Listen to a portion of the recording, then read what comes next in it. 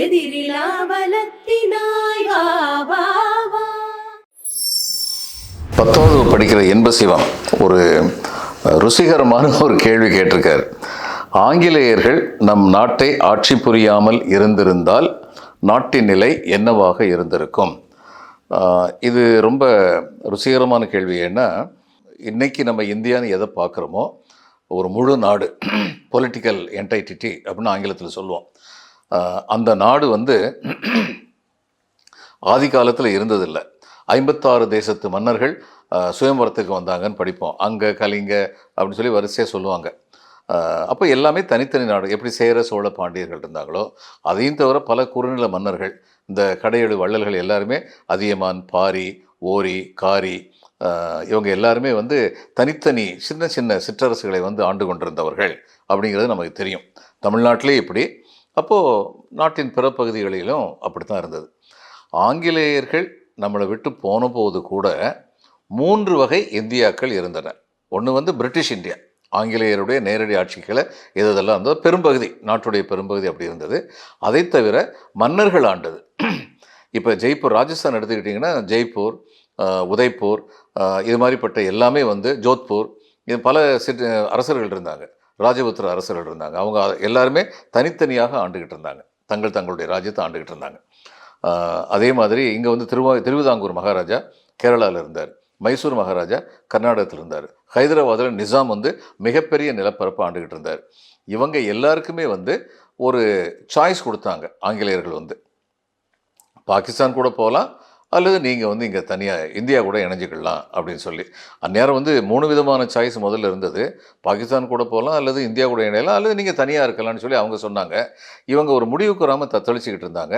சர்தார் வல்லபாய் பட்டேல் உள்துறை அமைச்சராக வரும்போது அவர் சொன்னார், நீங்கள் இந்திய பகுதிகள், இந்த கன்கரண்ட் ரீஜன் சொல்லுவாங்க, பக்கத்தில் உள்ளது, அதெல்லாம் நீங்கள் இந்தியா கூட தானே இருக்கணும். இப்போ உதாரணமாக இவங்க ஹைதராபாத் பாகிஸ்தான் கூட சேர்ந்துக்கலாம் அப்படின்னு சொல்லி பிளான் பண்ணாங்க. பல நாடுகள், சின்ன சின்ன நாடுகளாக இருந்தவங்க, மன்னர்களோ சுல்தான்களோ அது மாதிரி பிளான் பண்ணாங்க. ஆனால் அந்நியாரம் சொல்லப்பட்டது அவங்களுக்கு, எப்படி நீங்கள் இருக்க முடியும், இங்கே ஒரு சுற்றி இந்தியா, நடுவில் பாகிஸ்தானை எப்படி இருக்க முடியும் அப்படின்னு சொல்லப்பட்டது. அப்போ அந்நியாரம் அவங்க கேட்டாங்க, நாங்கள் தனி நாடாக இருக்கட்டும்னு சொல்லி கேட்டாங்க. மவுண்ட் பேட்டன் சொன்னார். மவுண்ட் பேட்டன் அதுக்குள்ளே கப்பலேறி போயிட்டார். உடனே பட்டேல் அற்புதமாக ஒரு பதில் சொன்னார். மவுண்ட் பேட்டனுடைய திட்டம் அவரோடு கப்பலேறி சென்று விட்டது அப்படின்னு சொன்னார். அப்போது பெரும்பகுதி இந்தியா ஆங்கிலேயர்கள் தங்களுடைய ஆட்சிகளை கொண்டு வந்ததுனால மற்ற பிற பகுதிகளையும் இந்தியாவுடனோ பாகிஸ்தானுடனோ இணைத்து கொண்டு செல்வது எளிதாக போய்விட்டது அப்படின்னு சொல்லலாம். அப்போ இதில் என்ன வசதி வந்தது? இன்றைக்கி நம்ம 140 கோடி பேர் ஒரு நாட்டில் இருக்கோம். உலகத்திலேயே மிக அதிகமான ஜனத்தொகை கொண்டதாக இந்தியா இருக்குது. மிக விரைவாக வளர்ந்து வரும் பொருளாதாரம். 1947 விடுதலை அடைந்ததுக்கப்புறம் பல மாறுதல்கள் நடந்திருக்கிறது. பொருளாதார, சமூக, அரசியல் மாறுதல்கள் நடந்திருக்கு. அது அத்தனையும் அட்ஜஸ்ட் பண்ணி இந்தியா என்ற ஒருங்கிணைந்த நாடு, வல்லமை பெற்ற நாடாக வளர்ந்து கொண்டிருக்கிறது. இது எல்லாமே இந்தியாவுடைய சைஸினால தான். அப்போ ஆங்கிலேயர்கள் அன்னைக்கு இவ்வளோ பெரிய பகுதியை தங்கள் ஆட்சி கீழே கொண்டு வந்ததுனால தான் இன்னும் சில பகுதிகளையும் வைத்துக்கொண்டு இந்தியா என்ற பெருநாடாக இன்று நாம் உருவெடுப்பதற்கு அது ஆங்கிலேயருடைய ஆட்சி நிச்சயமாக உதவி புரிஞ்சது அப்படிங்கிறத சந்தேகமே கிடையாது.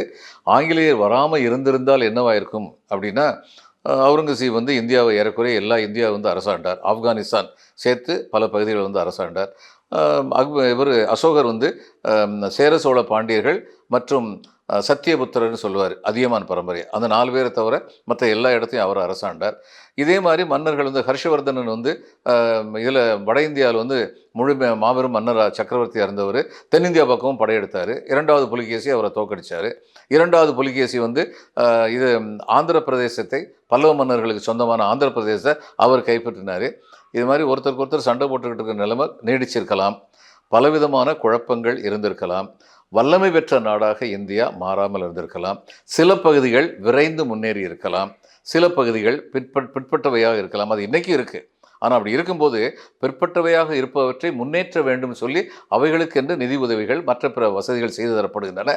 இந்தியா என்ற நாட்டில் எல்லா பகுதிகளும் ஏறக்குறைய சமமான வளர்ச்சி பெற்றவையாக இருக்க வேண்டும் என்ற முயற்சிகள் எடுக்கப்பட்டு கொண்டிருக்கின்றன.